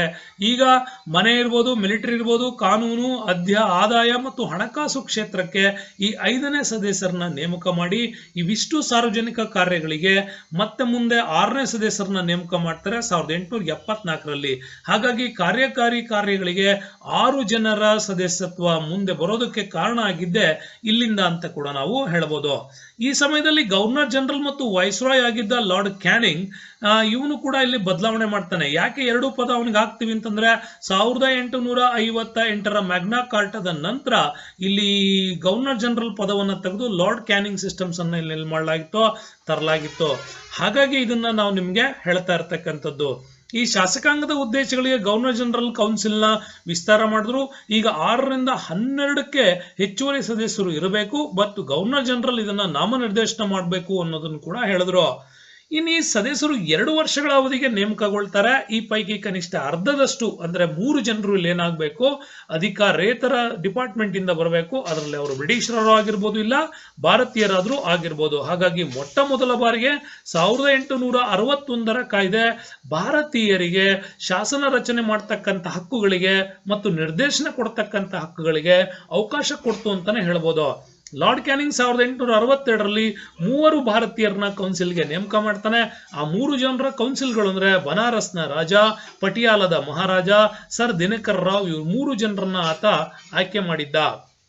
ಇನ್ನು ಸಾರ್ವಜನಿಕ ಆದಾಯದ ಸಾಲ ಅಥವಾ ಮಿಲಿಟರಿ, ಧರ್ಮ ಅಥವಾ ವಿದೇಶಿ ವ್ಯವಹಾರಗಳಿಗೆ ಸಂಬಂಧಿಸಿದಂತೆ ಯಾವುದೇ ಮಸೂದೆಯನ್ನ ಗವರ್ನರ್ ಜನರಲ್ ಅನುಮತಿ ಇಲ್ಲದೆ ಎಲ್ಲೂ ಕೂಡ ಇದನ್ನ ಅಂಗೀಕಾರ ಮಾಡುವಂತಿರ್ಲಿಲ್ಲ ಅನ್ನೋದನ್ನು ಕೂಡ ಹೇಳ್ತಾನೆ ಸ್ನೇಹಿತರೆ. ಹಾಗಾಗಿ ಅಗತ್ಯವಿದ್ದರೆ ಕೌನ್ಸಿಲ್ ಅನ್ನ ರದ್ದುಗೊಳಿಸುವ ಅಧಿಕಾರವೂ ಕೂಡ ವೈಸ್ರಾಯ್ಗೆ ಕೊಟ್ಟಿದ್ರು. ಹಾಗಾಗಿ ವೈಸ್ರಾಯ್ಗೆ ಪವರ್ ಜಾಸ್ತಿ ಆಗ್ತಾ ಬಂತು. ತುರ್ತು ಸಂದರ್ಭಗಳಲ್ಲಿ ಕೌನ್ಸಿಲ್ನ ಒಪ್ಪಿಗೆ ಇಲ್ಲದೆ ಯಾವುದೇ ರೀತಿಯಾದ ಸುಗ್ರೀವಾಜ್ಞೆಗಳನ್ನ ಪ್ರಕಟಿಸುವ ಅಧಿಕಾರವನ್ನು ಕೂಡ ಗವರ್ನರ್ ಜನರಲ್ಲೇ ಕೊಡ್ತಾ ಬಂದ್ರು. ಹಾಗಾಗಿ ವೈಸ್ರಾಯ್ನ ಪವರ್ ದಿನೇ ದಿನೇ ಹೆಚ್ಚಳ ಆಗ್ತಾ ಇತ್ತು. ಕೌನ್ಸಿಲ್ನ ರದ್ದು ಮಾಡೋ ಅಧಿಕಾರ ಇರ್ಬೋದು, ಸುಗ್ರೀವಾಜ್ಞೆ ಹೊರಡಿಸುವ ಅಧಿಕಾರ ಇರ್ಬೋದು, ಇದನ್ನು ಕೂಡ ಅವರು ಪಡ್ಕೊಂಡ್ರು. ಗವರ್ನರ್ ಜನರಲ್ ಕೌನ್ಸಿಲ್ ಅನ್ನ ಅಂಗೀಕರಿಸದೆ ಯಾವುದೇ ಕಾಯ್ದೆಯನ್ನ ಬ್ರಿಟನ್ ನಲ್ಲಿರುವ ಭಾರತದ ರಾಜ್ಯ ಕಾರ್ಯದರ್ಶಿ ವಿಸರ್ಜಿಸಬಹುದು ಅಂತ. ಅಂದ್ರೆ ವೈಸ್ರಾಯ್ ತೆಗೆದುಕೊಂಡ ಕೆಲವು ತೀರ್ಮಾನಗಳು ಏನಾದ್ರು ತಪ್ಪಾಗಿತ್ತು ಅಂದ್ರೆ ಅದನ್ನ ಏನ್ ಮಾಡಬಹುದು, ಭಾರತದ ರಾಜ್ಯ ಕಾರ್ಯದರ್ಶಿಗೆ ಇಲ್ಲಿ ಹೆಚ್ಚಿನ ಪವರ್ ಅನ್ನ ಕೊಟ್ರು. ಹಾಗಾಗಿ ಪ್ರಾಂತ್ಯಗಳ ಗವರ್ನರ್ ಗಳನ್ನ ಇಲ್ಲಿ ವೈಸ್ರಾಯ್ ನಿಯಂತ್ರಣ ಮಾಡ್ತಾ ಇದ್ದ. ವೈಸ್ರಾಯ್ ಅನ್ನ ಯಾರು ನಿಯಂತ್ರಣ ಮಾಡ್ತಾ ಇದ್ರು ಅಂದ್ರೆ ಇಂಗ್ಲೆಂಡ್ ಅಲ್ಲಿ ಇದ್ದಂತ ಬೋರ್ಡ್ ಆಫ್ ಕಂಟ್ರೋಲ್ ಮತ್ತೆ ಭಾರತದಲ್ಲಿದ್ದಂತ ಬೋರ್ಡ್ ಆಫ್ ಕಂಟ್ರೋಲ್ಗಳು, ಇವುಗಳನ್ನು ಕೂಡ ಮೀರಿ ವೈಸ್ರಾಯ್ಗೆ ಪವರ್ ಅನ್ನ ಕೊಡೋದಕ್ಕೆ ಶುರು ಮಾಡಿದ್ರಿಂದಾಗಿ ವೈಸ್ರಾಯ್ ಅನ್ನ ಕಂಟ್ರೋಲ್ ತರಬೇಕು ಅಂತಂದ್ರೆ ಭಾರತದ ರಾಜ್ಯ ಕಾರ್ಯದರ್ಶಿ, ಈ ರಾಜ್ಯ ಕಾರ್ಯದರ್ಶಿ ಈಗ ಲಂಡನ್ಗೂ ಕೂಡ ಲಂಡನ್ ಸಂಸತ್ಗೂ ಕೂಡ ನೇರವಾಗಿ ಸದಸ್ಯತ್ವ ಮತ್ತು ಭಾರತಕ್ಕೂ ಕೂಡ ಹೆಚ್ಚಿನ ಅಧಿಕಾರಗಳನ್ನು ಇವನಿಗೆ ಕೊಡಲಾಗಿತ್ತು. ಈ ತರದ ಒಂದು ಚೈನ್ ಲಿಂಕ್ ಅಲ್ಲಿ ಇವ್ರನ್ನ ಕಂಟ್ರೋಲ್ ಮಾಡೋದಕ್ಕೆ ಶುರು ಮಾಡಿದ್ರು. ಇನ್ನು ಈ ಕಾಯ್ದೆ ಮದ್ರಾಸ್ ಮತ್ತು ಬಾಂಬೆ ಅಧ್ಯಕ್ಷರ ಗವರ್ನರ್ ಇನ್ ಕೌನ್ಸಿಲ್ಗಳ ಶಾಸಕಾಂಗ ಅಧಿಕಾರವನ್ನ ಪುನರ್ಸ್ಥಾಪನೆ ಮಾಡ್ತು. ಇದನ್ನ 33 ಆಕ್ಟ್ ಅಲ್ಲೇ ಚಾರ್ಟ್ ತೆಗೆದುಕೊಂಡಿತ್ತು ಕೂಡ ಹೌದು. ಆದ್ರೆ ಕಲ್ಕತ್ತಾ ಶಾಸಕಾಂಗ ಮಂಡಳಿಯು ಇಡೀ ಬ್ರಿಟಿಷ್ ಭಾರತಕ್ಕೆ ಕಾನೂನುಗಳನ್ನು ರವಾನಿಸುವ ವ್ಯಾಪಕ ಅಧಿಕಾರವನ್ನು ಕೂಡ ಇವರಿಗೆ ಕೊಡಲಾಗಿತ್ತು. ಇದು 1773ರಿಂದನೂ ಇದು ಕೂಡ ಅಧಿಕಾರದಲ್ಲಿ ಜಾರಿಯಲ್ಲಿತ್ತು. ಇನ್ನು ಪ್ರಾಂತ್ಯಗಳಲ್ಲಿ ಶಾಸಕಾಂಗ ಮಂಡಳಿಯ ರಚನೆಗಳಿಗೂ ಕೂಡ ಇದು ಅವಕಾಶ ಕೊಡ್ತು. ಹಾಗಾಗಿ ನಾನು ನಿಮ್ಗೆ ಹೇಳಿದ್ದು, ಭಾರತೀಯರಿಗೆ ಶಾಸಕಾಂಗ ಉದ್ದೇಶಗಳಿಗಾಗಿ ಹೊಸ ಪ್ರಾಂತ್ಯಗಳನ್ನು ರಚನೆ ಮಾಡಿಕೊಳ್ಳುವ ಮತ್ತು ಲೆಫ್ಟಿನೆಂಟ್ ಗವರ್ನರ್ಗಳನ್ನು ನೇಮಿಸುವ ಅಧಿಕಾರ ವೈಸ್ರಾಯ್ಗೆ ಕೊಟ್ಟಿದ್ರಿಂದ ಭಾರತೀಯರು ಕೂಡ ಶಾಸನ ರಚನೆಯ ಕಾರ್ಯಗಳಲ್ಲಿ ಇಂಗ್ಲೆಂಡ್ ಸರ್ಕಾರದ ನೇಮಕದ ವತಿಯಿಂದ ಭಾರತದಲ್ಲಿರ್ತಕ್ಕಂಥ ಶಾಸಕಾಂಗಗಳಿಗೆ ಆಯ್ಕೆಯಾಗೋದಕ್ಕೆ ಶುರುವಾದ್ರು. 1862 ಬಂಗಾಳದ ಇತರ ಪ್ರಾಂತ್ಯಗಳಲ್ಲೂ ಮತ್ತು 1886ರಿಂದ ವಾಯುವ್ಯ ಗಡಿನಾಡು ಪ್ರಾಂತ್ಯಗಳಲ್ಲಿ, 1897ರಿಂದ ಪಂಜಾಬ್ ಮತ್ತು ಬರ್ಮಾ ಶಾಸಕಾಂಗ ಮಂಡಳಿಗಳನ್ನ ಕೂಡ ರಚನೆ ಮಾಡಿದ್ದು ಇದ್ದಾರೆ. ಒಟ್ಟಾರೆ ಇದನ್ನ ಇವ್ಯಾಲ್ಯುವೇಟ್ ಮಾಡೋದಾದ್ರೆ ನಾವು ಶಾಸಕಾಂಗ ಪರಿಷತ್ತಿಗೆ ಸೀಮಿತ ಪಾತ್ರವನ್ನೇನೋ ಕೊಟ್ಟಿದ್ರು. ಹಣಕಾಸು ಕುರಿತು ಇಲ್ಲಿ ಯಾವುದೇ ರೀತಿಯಾಗಿದ್ದಂಥ ಚರ್ಚೆಗೆ ಭಾರತೀಯರಿಗೆ ಅವಕಾಶ ಇರಲಿಲ್ಲ. ಅದಕ್ಕಾಗಿ ನಾನು ನಿಮ್ಗೆ ಹೇಳ್ತಾ ಇರೋದು, ಶಾಸನ ರಚಿಸುವ ಅಧಿಕಾರ ಏನೋ ಕೊಟ್ಟಿದ್ರು, ಆದರೆ ಫೈನಾನ್ಸ್ ಅಧಿಕಾರಗಳಿಗೆ ಭಾರತೀಯರಿಗೆ ಇಲ್ಲಿ ಯಾವುದೇ ಅವಕಾಶ ಇರಲಿಲ್ಲ. ಅದರ ಚರ್ಚೆಗೆ ಇಲ್ಲಿ ಕೊಡುವಂತಿರಲಿಲ್ಲ. ಹಾಗೆ ಬಜೆಟ್ ಮೇಲಿನ ಚರ್ಚೆಗಳಿಗೆ ಭಾರತೀಯರಿಗೆ ಅವಕಾಶ ಕೊಡಲಿಲ್ಲ. ಭಾರತೀಯರನ್ನ ನಾಮನಿರ್ದೇಶನ ಮಾಡ್ತಾ ಇದ್ರು, ಆದರೆ ಅವ್ರು ಎಂಥವ್ರನ್ನ ಆಯ್ಕೆ ಮಾಡ್ತಾ ಇದ್ರು ಅಂದ್ರೆ ಇಂಗ್ಲೆಂಡ್ ಸರ್ಕಾರಕ್ಕೆ ಪರವಾಗಿ ಮಾತಾಡೋರಿಗೆ ಮಾತ್ರ ಇಲ್ಲಿ ನಾಮನಿರ್ದೇಶನ ಮಾಡ್ತಾ ಇದ್ರೆ ವಿನಃ ಬ್ರಿಟಿಷರ ವಿರುದ್ಧ ಮಾಡೋರ್ನ ಯಾರನ್ನೂ ನೇಮಕ ಮಾಡಲಿಲ್ಲ. ಹಾಗಾಗಿ ಭಾರತೀಯರನ್ನ ಸೇರಿಸಲಿಕ್ಕೆ ಯಾವುದೇ ರೀತಿಯಾಗಿರ್ತಕ್ಕಂಥ ಶಾಸನಬದ್ಧವಾದಂಥ ಅವಕಾಶ ಇಲ್ಲದೆ ಇರೋದ್ರಿಂದಾಗಿ ಗವರ್ನರ್ ಜನರಲ್ನ ಪ್ರೀತಿಗೆ ಪಾತ್ರವಾದವರಿಗೆ ಮಾತ್ರ ಶಾಸಕಾಂಗಕ್ಕೆ ಆಯ್ಕೆ ಸಿಗ್ತಾ ಇತ್ತು. ಬಾಂಬೆ ಮತ್ತು ಮದ್ರಾಸ್ ಅಧ್ಯಕ್ಷ ಸ್ಥಾನಗಳಿಗೆ ಶಾಸಕಾಂಗ ಅಧಿಕಾರವನ್ನು ಕೂಡ ವಹಿಸಿದ್ರಿಂದಾಗಿ ಆಡಳಿತದಲ್ಲಿ ವಿಕೇಂದ್ರೀಕರಣಕ್ಕೆ ಇದು ಅವಕಾಶ ಮಾಡಿಕೊಡ್ತೋ. ಗವರ್ನರ್ ಜನರಲ್ ನೀಡಿದಂಥ ಸುಗ್ರೀವಾಜ್ಞೆಯ ಅಧಿಕಾರ ಅವರಿಗೆ ಸಂಪೂರ್ಣ ಅಧಿಕಾರವನ್ನು ಕೊಡೋದಕ್ಕೆ ಶುರು ಮಾಡ್ತು ಅಂತ ಕೂಡ ನಾವು ಇದನ್ನ ಹೇಳ್ಬೋದು. ಹಾಗಾಗಿ ಇದಿಷ್ಟು 1861ರ ಕಾಯ್ದೆ ತನಕ ನಾವು ಮಾತಾಡಿದ್ವಿ. ಸ್ನೇಹಿತರ ನೆನಪಿಡ್ಲಿ, ಬ್ರಿಟಿಷ್ ಸರ್ಕಾರದ ನೇರ ಆಳ್ವಿಕೆಯಲ್ಲಿ ಜಾರಿಗೊಂಡಂತ ಕಾಯ್ದೆಗಳು ಅಂತ ನಾವು ನೋಡೋದಾದ್ರೆ 1858ರಿಂದ 1947. ಯಾಕೆಂದ್ರೆ ಇಲ್ಲಿ ಈಸ್ಟ್ ಇಂಡಿಯಾ ಕಂಪನಿಯ ವಿರುದ್ಧ, ಅವರ ಅಧಿಕಾರಗಳ ವಿರುದ್ಧ ಸಿಪ್ಪಾಯಿ ದಂಗೆ ಅಂತೇಳಿ ಬ್ರಿಟಿಷರು ಕರೆದಂತಹ ಒಂದು ಪ್ರಥಮ ಸ್ವಾತಂತ್ರ್ಯ ಸಂಗ್ರಾಮ ಕೂಡ ನಡೆದಿತ್ತು. ಆ ಸಂಗ್ರಾಮದ ಪರವಾಗಿ ಇನ್ನು ಮುಂದೆ ಭಾರತೀಯರಿಗೆ ಅವಕಾಶಗಳನ್ನು ಕೊಡಬೇಕು ಅಂತಾನೆ 1861ರ ಆಕ್ಟ್ ಅಲ್ಲಿ ಶಾಸನ ಅಧಿಕಾರಗಳನ್ನು ಕೊಟ್ಟರು. ಆದ್ರೆ ವೆರಿ ಇಂಪಾರ್ಟೆಂಟ್ ಆಗಿ ನಾವು ನೋಡಬೇಕು, ಯಾವ್ದು ಗೊತ್ತಾ, 1858ರ ಭಾರತ ಸರ್ಕಾರ ಕಾಯ್ದೆನಲ್ಲಿ ಏನು ಅವಕಾಶ ಕೊಟ್ಟರು ಅನ್ನೋದನ್ನ ನೋಡಬೇಕು. ನೋಡಿ, ಈ ಕಾಯ್ದೆನಲ್ಲಿ ನವೆಂಬರ್ 1, 1858ಕ್ಕೆ ರಾಣಿ ವಿಕ್ಟೋರಿಯಾ ಇದನ್ನ ಹೊರಡಿಸ್ತಾರೆ. ಇದನ್ನ ಭಾರತದಲ್ಲಿ ದರ್ಬಾರ್ ನಡೆಸೋ ಸಂದರ್ಭದಲ್ಲಿ ಲಾರ್ಡ್ ಕ್ಯಾನಿಂಗ್ ಇದನ್ನ ಅನೌನ್ಸ್ ಮಾಡ್ತಾನೆ. ಹಾಗಾಗಿ ಈಸ್ಟ್ ಇಂಡಿಯಾ ಕಂಪನಿಗೆ ಮಾನ್ಯತೆಯನ್ನ ರದ್ದುಗೊಳಿಸ್ಬಿಟ್ಟು ಇನ್ಮೇಲೆ ಭಾರತದಲ್ಲಿ ಇಡೀ ಭಾರತವನ್ನ ಬ್ರಿಟನ್ ರಾಣಿಯ ನೇರ ಆಡಳಿತಕ್ಕೆ ಇದನ್ನ ವರ್ಗಾಯಿಸ್ತಾರೆ. ಗವರ್ನರ್ ಜನರಲ್ ಹುದ್ದೆಯ ಪದನಾಮವನ್ನು ಬದಲಾಯಿಸಿ ಅದನ್ನ ವೈಸ್ರಾಯ್ ಅಂತ ಹೇಳಿ ಮಾಡ್ತಾರೆ. ಹಾಗಾಗಿ ಭಾರತದಲ್ಲಿ ಮೊಟ್ಟ ಮೊದಲ ವೈಸ್ರಾಯ್ ಆಗಿ ಬಂದವನೇ ಲಾರ್ಡ್ ಕ್ಯಾನಿಂಗ್. ಇವನನ್ನ ಕೊನೆಯ ಗವರ್ನರ್ ಜನರಲ್ ಅಂತನೂ ಕೂಡ ಕರಿತೀವಿ. ಯಾಕೆಂದ್ರೆ 1857ರ ಕ್ರಾಂತಿಯ ಎಂಡಿಂಗ್ ಸ್ಟೇಜ್ ಅಲ್ಲಿ ಇವನೇ ಇದ್ದವನು. ಹಾಗಾಗಿ ಕೊನೆಯ ಗವರ್ನರ್ ಜನರಲ್ ಇವನೇನೆ. ಹಾಗಾಗಿ ಮೊದಲ ವೈಸ್ರಾಯ್ ಕೂಡ ಇವನೇನೆ. ಮತ್ತೆ ನಿಮ್ಗೆ ಪ್ರಶ್ನೆ ಕೊಟ್ಟಾಗ ಸ್ವತಂತ್ರ ಭಾರತದ ಮೊದಲ ಅಂತ ಕೇಳಿದರೆ, ಸ್ವತಂತ್ರ ಭಾರತದ ಮೊದಲ ಅಂತಂದ್ರೆ ಲಾರ್ಡ್ ಮೌಂಟ್ ಬ್ಯಾಟನ್ ಅನ್ನ ಕೂಡ ನಾವು ಹೇಳಬೇಕು. ಇನ್ನು ಬ್ರಿಟಿಷ್ ಭಾರತದ ಮೊದಲ ಅಂತ ಕೇಳಿದ್ರೆ, ಬ್ರಿಟಿಷ್ ಭಾರತದ ಮೊದಲ ವಾರನ್ ಹ್ಯಾಸ್ಟಿಂಗ್ಸ್. ಇದು 1773ರ ಕಾಯ್ದೆ. ಹಿಂಗಾಗಿ ಇದಿಷ್ಟು ಸ್ನೇಹಿತರೆ ಕನ್ಫ್ಯೂಸ್ ಆಗದಂಗೆ ನೆನ್ಪಿಟ್ಕೊಳ್ಳಿ. ಇನ್ನು 1858ರ ಕಾಯ್ದೆ ವಿಶೇಷ ಇಷ್ಟೇನೆ, secretary of state for India ಅಂತ ಕರಿತೀವಿ. ಇದನ್ನ ಬ್ರಿಟಿಷ್ ಸರ್ಕಾರ ಸೃಷ್ಟಿ ಮಾಡ್ತು ಈಗ. ಹಾಗಾಗಿ ಬ್ರಿಟನ್ ಮಂತ್ರಿಮಂಡಲದ ಸದಸ್ಯನೊಬ್ಬನನ್ನ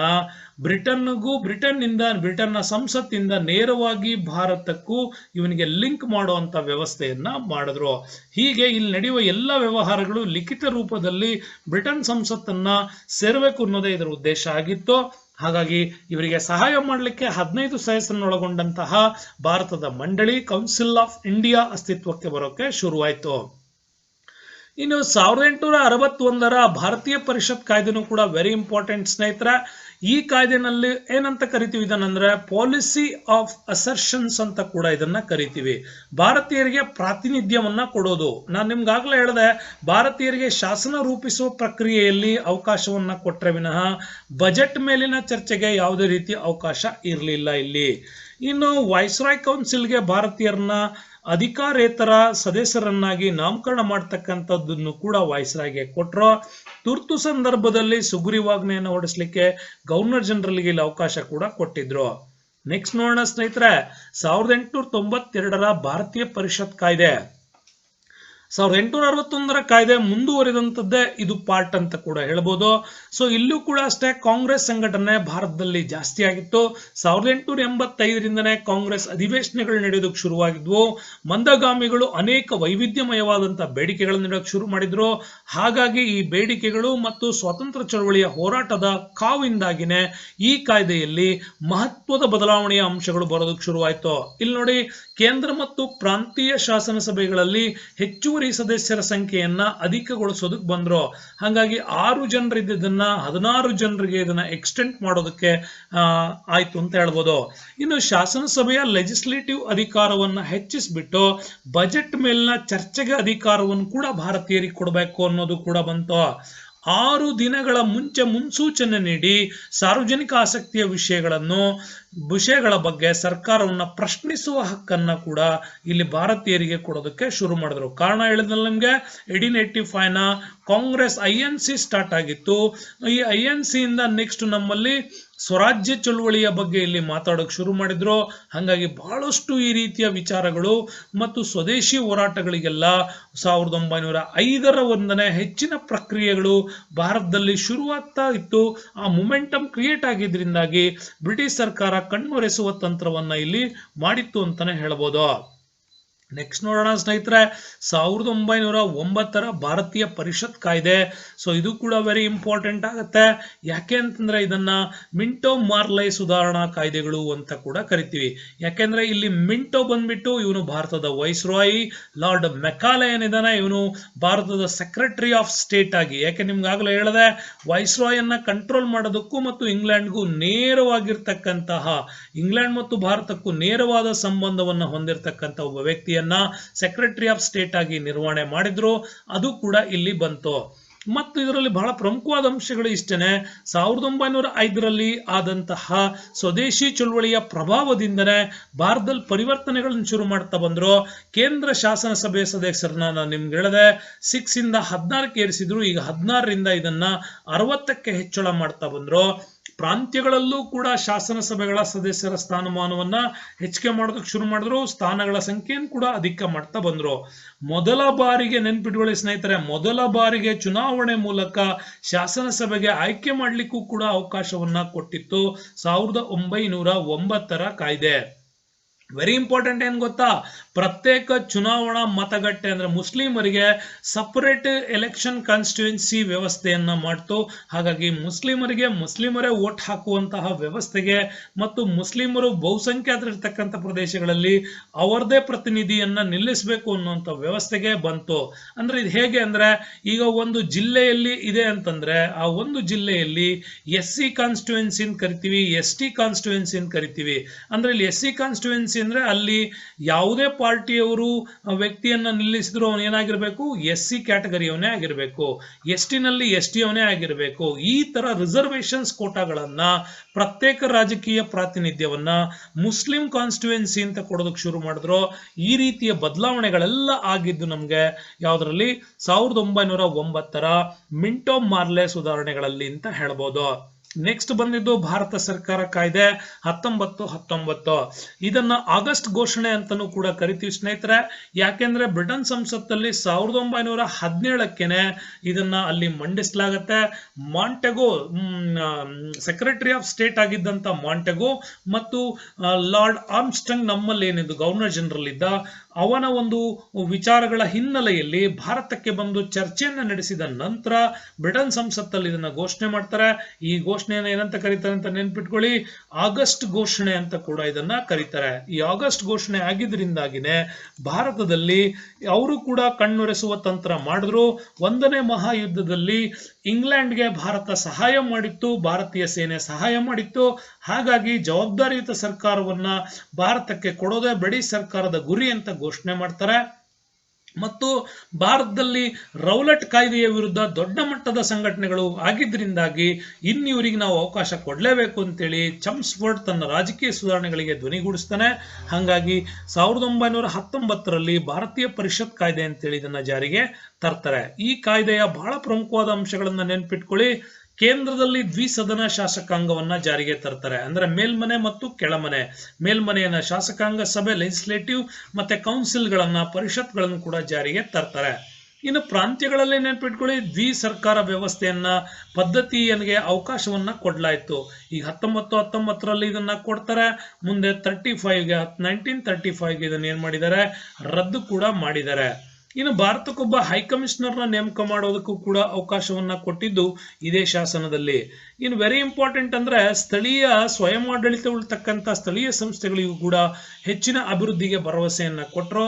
ಕೇಂದ್ರದ ಬಜೆಟ್ ನಿಂದ ಪ್ರಾಂತ್ಯದ ಬಜೆಟ್ ಅನ್ನ ಸಪರೇಟ್ ಮಾಡಿದ್ರು ಈಗ. ಹಾಗಾಗಿ ಸೆಂಟ್ರಲ್ ಬಜೆಟೇ ಬೇರೆ, ಇನ್ ಪ್ರೊವಿನ್ಷಿಯಲ್ ಬಜೆಟ್ಗಳೇ ಬೇರೆ ಅಂತೇಳಿ ಸಪರೇಟ್ ಮಾಡಿದ್ರು. ಯಾಕೆಂದ್ರೆ 2 ವಿಷಯಗಳನ್ನಾಗಿ ಕೂಡ ಪ್ರತ್ಯೇಕ ಮಾಡ್ತಾ ಇದ್ರು. ಹಾಗಾಗಿ 2 ಬಜೆಟ್ ಅನ್ನು ಕೂಡ ಇಲ್ಲಿ ಏನ್ ಮಾಡಿದ್ರು, ಪ್ರತ್ಯೇಕ ಮಾಡಿದ್ರು. ಮತ್ತು ಪ್ರಾಂತ್ಯಗಳಲ್ಲಿ ದ್ವಿಸದನ ಶಾಸಕಾಂಗ ವ್ಯವಸ್ಥೆಗೂ ಅಂದ್ರೆ ದ್ವಿಮುಖ ಸರ್ಕಾರಕ್ಕೆ ವ್ಯವಸ್ಥೆ ಕೊಟ್ಟಿದ್ರಿಂದಾಗಿ ಇಲ್ಲಿ ಎಲ್ಲದನ್ನು ಬದಲಾಯಿಸ್ತಾರೆ. ಆದ್ರೆ ಸ್ನೇಹಿತರೆ, ವೆರಿ ಇಂಪಾರ್ಟೆಂಟ್ ಏನ್ ಗೊತ್ತಾ, ಪ್ರತ್ಯೇಕ ಚುನಾವಣಾ ಮತಗಟ್ಟೆ ಅಂತ ಕರೆದಿದ್ವಿ. 1909ರಲ್ಲಿ ಏನ್ ಕೊಟ್ಟಿದ್ರು, ಅದು ಕೇವಲ ಮುಸ್ಲಿಮ್ಸಿಗೆ ಕೊಟ್ಟಿದ್ರು. ಈಗ ಇದರಲ್ಲಿ ಸಿಖ್ಖರಿಗೆ ಆಂಗ್ಲೋ ಭಾರತೀಯನ್ ಕಾನ್ಸ್ಟಿಟ್ಯೂಯೆನ್ಸಿ, ಇನ್ ಯುರೋಪಿಯನ್ ಕಾನ್ಸ್ಟಿಟ್ಯೂಯೆನ್ಸಿ ಅಂತಲೂ ಕೂಡ ಇದನ್ನ ವಿಸ್ತರಣೆ ಮಾಡ್ತಾರೆ. ಹಾಗಾಗಿ 1919ರ ಕಾಯ್ದೆ ಭಾರತವನ್ನು ಸಂಪೂರ್ಣವಾಗಿ ಒಡೆದಾಕೋದ್ರಲ್ಲಿ ಏನ್ ಮಾಡ್ತು, ಹೆಚ್ಚು ಪ್ರಾತಿನಿಧ್ಯತೆಯನ್ನ ಪಡ್ಕೊಳ್ತು ಅಂತಾನೆ ಹೇಳ್ಬೋದು. ಇದಾದ ನಂತರ 1935ರ ಸರ್ಕಾರ ಕಾಯ್ದೆ, ಇದನ್ನ ನಿಮಗೆ ಗೊತ್ತಿದೆ. ಎಡ್ಮಂಡ್ ಬರ್ಕ್ ಏನಿದ್ದಾನೆ, ಅವನು ಮಾಡಿದಂತ ಅವಮಾನದಿಂದಾಗಿನೇ ಮೋತಿಲಾಲ್ ನೆಹರೂರವರು 1928ರಲ್ಲೇ ನೆಹರು ವರದಿಯನ್ನ, ಕರಡು ವರದಿಯನ್ನ ಸರಿ ಮಾಡ್ತಾರೆ. ಅದನ್ನ ಆಧರಿಸಿಬಿಟ್ಟೆ ಈ ಕಾಯ್ದೆ ಭಾರತಕ್ಕೆ ಸಂಪೂರ್ಣವಾದ ಜವಾಬ್ದಾರಿಯುತವಾದ ಸರ್ಕಾರ ಕೊಡೋದಕ್ಕೆ ಮುಂದಾಗತ್ತೆ. ಕಾರಣ ಇಷ್ಟೇ, 1919ರ ಕಾಯ್ದೆ ಯಶಸ್ವಿಯಾಗಿದೆ ಅಂತೇಳಿ ವರದಿ ಕೊಟ್ಟಿತ್ತು. ಸೈಮನ್ ಕಮಿಷನ್ಸ್ ಭಾರತಕ್ಕೆ ಬಂದಾಗ ಇದನ್ನ ವಿರೋಧಿಸಿದ್ವಿ. ಆದ್ರೂ ಕೂಡ ಈ ಕಮಿಷನ್ ನ ವಿವರಗಳನ್ನ ಆಧಾರವಾಗಿ ಇಟ್ಕೊಂಡ್ಬಿಟ್ಟೆ ಬ್ರಿಟನ್ ಆ ರೀತಿಯ ತೀರ್ಮಾನಗಳಿಗೆ ಬಂದಿತ್ತು.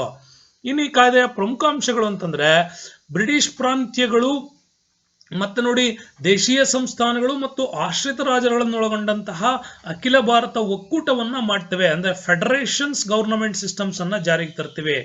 ಕೇಂದ್ರದಲ್ಲೂ ಕೂಡ ನಾವೇನ್ ಮಾಡ್ತೀವಿ, ದ್ವಿ ಸರ್ಕಾರವನ್ನ ಸ್ಥಾಪನೆ ಮಾಡ್ತೀವಿ. ಪ್ರಾಂತ್ಯಗಳಲ್ಲಿ ದ್ವಿ ಸರ್ಕಾರವನ್ನ ಏನ್ ಮಾಡ್ತೀವಿ, ರದ್ದುಗೊಳಿಸ್ತೀವಿ. ಪ್ರಾಂತ್ಯಗಳಲ್ಲಿ ರದ್ದು ಮಾಡ್ತೀವಿ, ಕೇಂದ್ರದಲ್ಲಿ ಇದನ್ನ ಜಾರಿಗೆ ತರ್ತೀವಿ. ಮೊದಲ ಬಾರಿಗೆ ನಮ್ಮಲ್ಲಿ ಏನ್ ಮಾಡಿದ್ರು, ರಿಸರ್ವ್ ಬ್ಯಾಂಕ್ ಆಫ್ ಇಂಡಿಯಾ ಸ್ಥಾಪನೆಗೆ ಇಲ್ಲಿ ಅವಕಾಶವನ್ನ ಕೊಡ್ಲಾಯ್ತು. ಕೇಂದ್ರೀಯ ಬ್ಯಾಂಕ್ ಒಂದನ್ನ ಸ್ಥಾಪನೆ ಮಾಡಿದ್ರು ಮತ್ತು ಫೆಡರಲ್ ಕೋರ್ಟ್ ನ ಸ್ಥಾಪನೆಗೂ ಕೂಡ ಅವಕಾಶಗಳನ್ನ ಕೊಡ್ಲಾಯ್ತು. ಇದರ ಬಹಳಷ್ಟು ಅಂಶಗಳು ಇದಾವೆ ಸ್ನೇಹಿತರೆ. ಇದನ್ನ ನೀವು ಒಂದು ಕಾನ್ಸ್ಟಿಟ್ಯೂಯೆನ್ಸಿ ನೆಲೆಗಟ್ಟಲ್ಲಿ ಬಹಳ ಡೀಟೇಲ್ ಆಗಿ ಓದ್ಕೊಳ್ಳಿ. ನಾನು ಇದನ್ನ only for PC and PSI level ಇದನ್ನ ಹೇಳ್ತಾ ಇದ್ದೀನಿ. ಹಾಗಾಗಿ ಇದಿಷ್ಟು ಅವರಿಗೆ ಸಾಕಾಗತ್ತೆ. ಹಾಗಾಗಿ ಕೇಂದ್ರದಲ್ಲಿ ದ್ವಿ ಸರ್ಕಾರ ವ್ಯವಸ್ಥೆ, ರಿಸರ್ವ್ ಬ್ಯಾಂಕಿಗೆ ಅವಕಾಶ ಕೊಡುತ್ತೆ, ಪ್ರಾಂತ್ಯಗಳಲ್ಲಿ ಕ್ಯಾನ್ಸಲೇಷನ್ ಮಾಡಿದ್ರು, ಫೆಡರಲ್ ಕೋರ್ಟ್ಗೂ ಕೂಡ ಸ್ಥಾಪನೆಯನ್ನ ಮಾಡಲಾಗಿತ್ತು. ಹಾಗಾಗಿ ಭಾರತ ಸಂವಿಧಾನದ ಬೆಳವಣಿಗೆಯ ಚರಿತ್ರೆಯನ್ನ ಗಮನಿಸಿದ್ರೆ, ವಿವಿಧ ಕಾಲಘಟ್ಟಗಳಲ್ಲಾಗಿರ್ತಕ್ಕಂಥ ರಾಜಕೀಯ ಬೆಳವಣಿಗೆಗಳನ್ನ ನಾವು ಗ್ರಹಿಸಿದ್ರೆ, ಈ ಒಂದು 1935ರ ಕಾಯ್ದೆ ನಮಗೆ ತುಂಬಾನೇ ಇಂಪಾರ್ಟೆಂಟ್ ಆಗಿ ಭಾರತ ಸಂವಿಧಾನ ಇವತ್ತು ಕೂಡ ಇದರ ತತ್ವಗಳನ್ನು ಆಧರಿಸಿ ಬೇಸ್ಮೆಂಟ್ ಅನ್ನು ಹೊಂದಿದೆ ಅಂತ ಕೂಡ ಹೇಳ್ಬೋದು. ಇದಾದ್ಮೇಲೆ ಲಾಸ್ಟಿಗೆ ಬಂದಿದ್ದು ನಮ್ಗೆ 1947ರ ಕಾಯ್ದೆ. ಸ್ನೇಹಿತರೆ, 1947ರ ಭಾರತ ಸ್ವತಂತ್ರ ಕಾಯ್ದೆ ನಿಮಗೆ ಗೊತ್ತಿರಲಿ. ಈ ಕಾಯ್ದೆಯ ಹಿನ್ನೆಲೆ ಸ್ವಲ್ಪ ಸರಿಯಾಗಿ ತಿಳ್ಕೊಳ್ಬೇಕು ನಾವು. ಯಾಕೆ ಅಂತಂದ್ರೆ ಈ ಕಾಯ್ದೆ ಬಹಳಷ್ಟು ರೀತಿಯಲ್ಲಿ ಬದಲಾವಣೆಗಳಿಗೆ ಕಾರಣ ಆಗಿತ್ತು. ಮತ್ತು 1947 ಜುಲೈ 18ರಂದು ಇದನ್ನ ಲಾರ್ಡ್ ಮೌಂಟ್ ಬ್ಯಾಟನ್ ಇಲ್ಲಿ ಜಾರಿಗೆ ತರ್ತಾರೆ. ಭಾರತ ಸ್ವತಂತ್ರ ಕಾಯ್ದೆ ಬ್ರಿಟಿಷ್ ಸಂಸತ್ನ ಒಂದು ಕಾರ್ಯವಾಗಿನೇ ಕೂಡ ತರುತ್ತೆ.